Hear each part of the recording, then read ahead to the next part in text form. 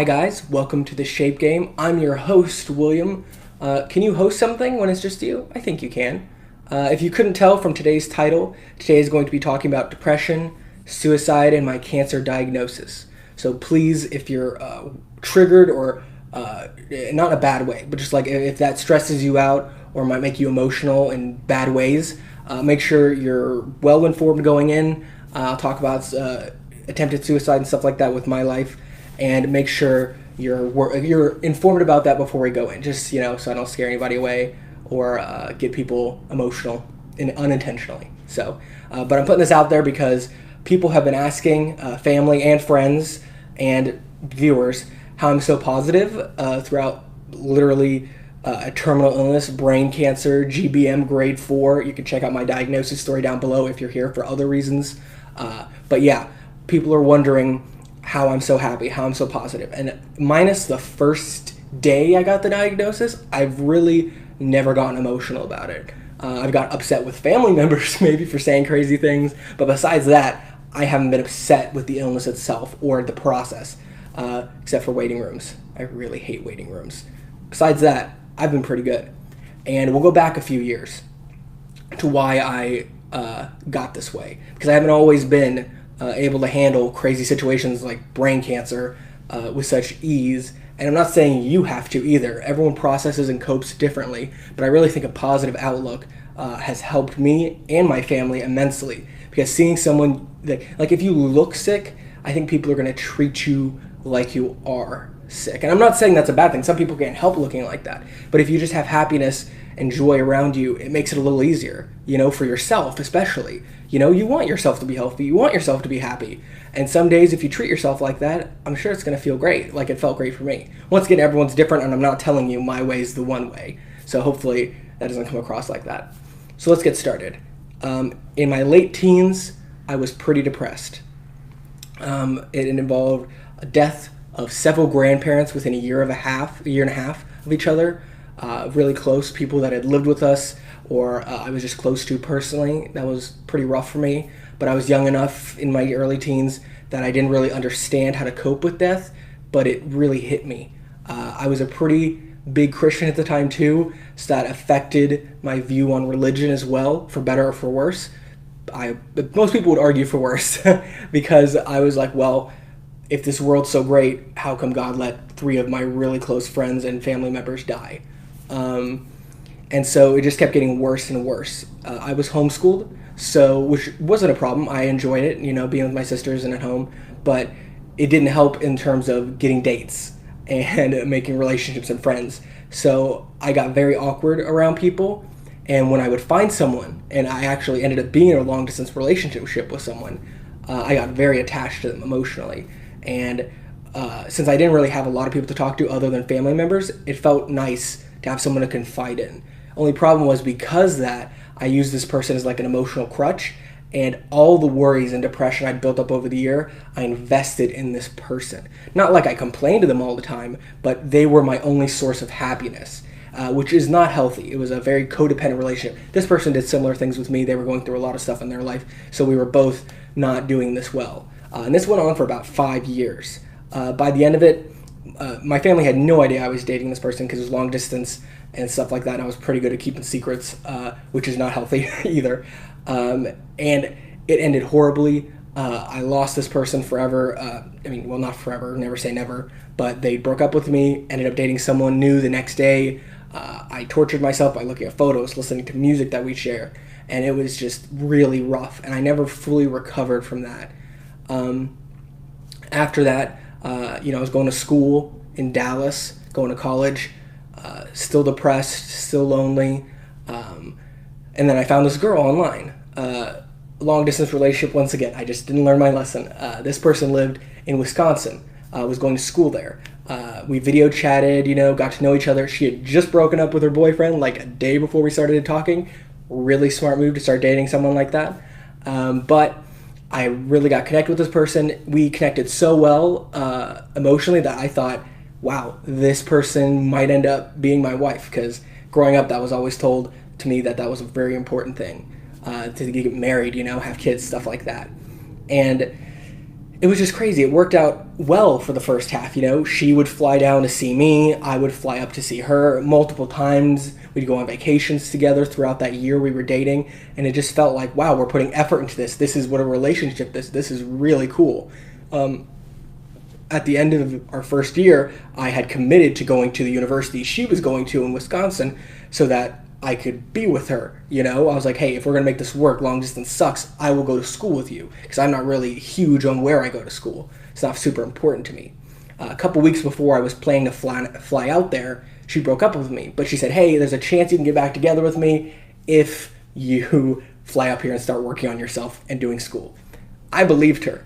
So I flew up there with no consent from family or friends. They said I was making a very poor decision and I shouldn't do it, but I went up there anyways. Really small point, I was still depressed and had insomnia while dating her. She told me to go to the doctor, and I did, and I got antidepressants, very small dosage. I thought it was helping. It was probably just me being with her that was helping, not actually the medication. But it was a very small dose, and when talking to other doctors, they said that no one even uses that medication anymore because it's so minimal. It's only for very small cases of depression. They also gave me melatonin for my insomnia, and that helps like crazy. If you have a sleeping problem, get a 2 milligram of melatonin pill, take it at night, works like a charm. I don't even take it every night anymore. I've gotten a lot better with that. But my insomnia was so bad at that point that I would sometimes go a day or two without sleeping because I was just so restless and thinking so much. And I would just go on drives. It wasn't great. And so by the time I moved to Wisconsin, I always tell people that my happiness meter with your happiness and acceptance of life should be above 50%. And if it's anywhere near 50 or below 50, seek therapy, seek help, because that is not healthy and it is not where you should be in your life. Currently, I'd say I'm in the 80s. I think I'm in the 80% happiness range. Ever since cancer, the lowest I think I've been is maybe 75. But it fluctuates. It's between 75 to 90 I've been recently, which is awesome.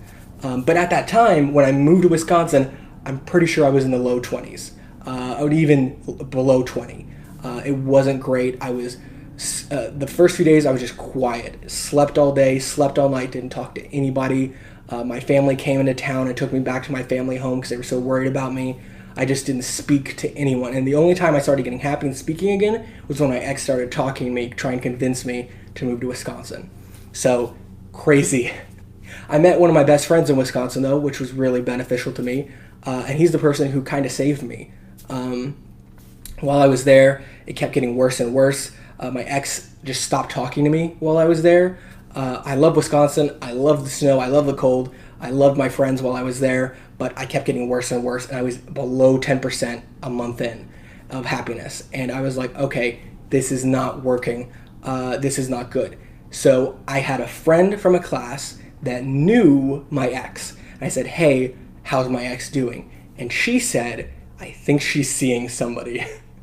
I was like, 2 months after breaking up, she's already seeing someone. That's greght.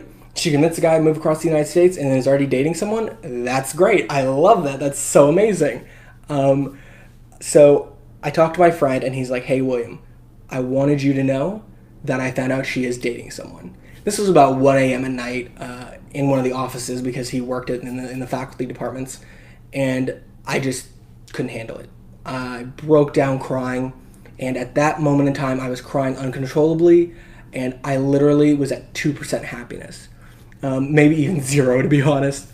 A week or two before that, I forgot to mention, I'd been building up the urge to just kill myself. I won't tell you how I was going to do it, because I don't think that's helpful, but I had a plan, I had the abilities to do it, and if I really, really had wanted to, I definitely could have. And at that point, if he had told me and I had just gone back to my room, I probably would have done it that night or the next day. That's how close I was. But he was with me. I was crying so much I couldn't even move. And he's like, I don't know what to do, Will. I don't know what to do right now, so I'm going to call a suicide hotline number. And he did. He did, and it was the best thing we could have done at that time. And it really, I recommend it for everyone. I have it written down right here. I'm going to read it to you, and I'll put a link on the screen at the end. Definitely call this number if you're worried. It's open 24 hours a day. They don't judge at all. If you're really bad off, they'll connect you with local law enforcement. They'll send someone over to check if you're okay. And they'll even take you to the hospital if you really have to go. And it's awesome. They're really helpful. So the number is the 1-800-273-8255. And if you don't want to talk on the phone, they also have online chat, which I didn't know at the time, and probably in my state could not have done anyways. But they were really nice. They talked to me for a couple hours, walking me through it, and realized that I should probably go to a hospital. Police officer came, talked to me, interviewed, and then I went into a voluntary mental section of the hospital.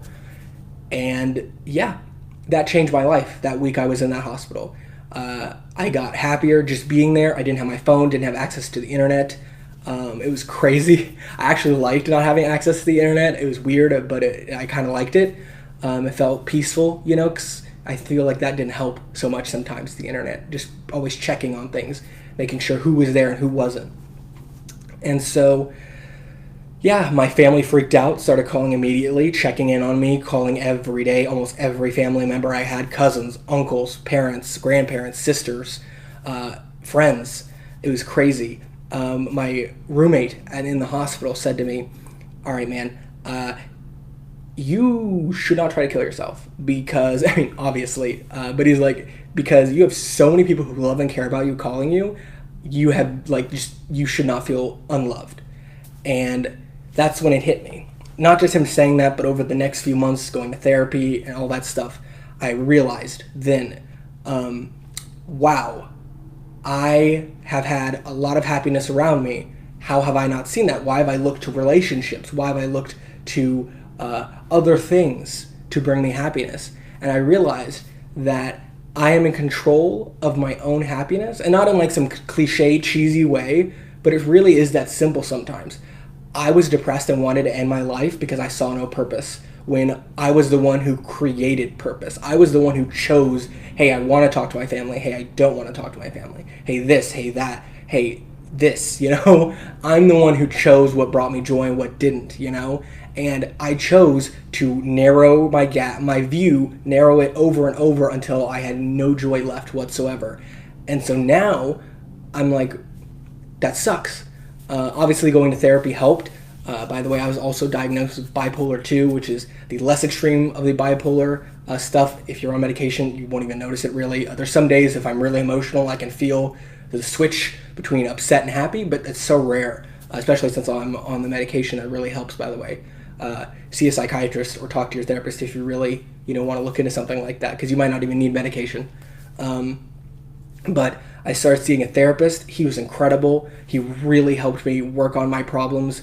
And, obviously it's not just the therapist, it's you too. I think equal parts him and equal parts me were working on it.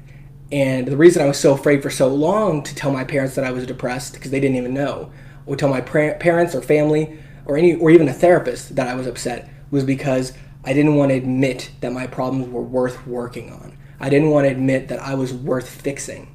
And that's the problem. You have to realize, hey, yes, this person's doing horrible, this person's doing horrible, but I'm worth working on. Make that effort. Seek out a therapist. Tell somebody what you're going through. Really and truly, that will help you. And it helped me. So when I was diagnosed with cancer, when I realized it was cancer, like a week into me being in the hospital and everything, I cried because I realized, oh my God, this is cancer. But literally the next day, I was like, okay, I lived years of my life wanting to die, wanting to not exist. Now I have a disease literally telling me you will die much sooner than you planned. And I'm like, well, you know what? I know what it was like to live like that. I know what it was like to live in fear of death or live in want of death. And I hated that. So now that I'm in control of my life, I'm going to be happy. You know what? I just know now my expiration date. I know the general time frame. I will be happier. I'll make those around me happier, and I will bring happiness to more people, because this disease doesn't own me. I choose to live an existence that is meaningful and joyful, because that's me. That's William. Joking has helped a lot, and I want to make a video dedicated to coping with cancer, but this was just my general suicide story, because I know that probably is a more in-depth video. I'm betting it's like 15 minutes. I don't want to look over there and check. I'm pretty sure it's like 15 minutes. So hopefully this helps somebody. Once again, the phone number is 1-800-273-8255. Link in the description.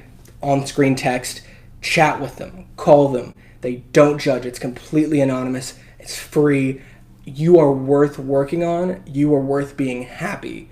And I really want you to know that. Even if you don't have your family to back you up, even if your family's a bunch of assholes, sorry for swearing, but even if they are, really, you are the only person that has to live with yourself at the end of the day. And if you don't love you, that sucks. You are the one who will be there with you when you're 80, no matter who, if you're married to or if you have kids, you will always be living with you. So make it a good relationship. I've learned that because I hated living with myself for so long. And even now I have problems from time to time, but I'm like, you know what, at the end of the day, I love me. You know, this person may have a complaint about this or this. I'm like, you know what, screw it. I love myself. I can work on my problems and be okay with myself. Thank you so much, guys, for listening. If you have any questions about this, shoot me a comment down below. I have a subreddit now. It's reddit.com/r/the shape game. You can send me chats on there if you want to be more discreet. You can comment on there if you don't want it publicly here and have a different account name on there. All that stuff. Definitely, I'll put a link to that in the description.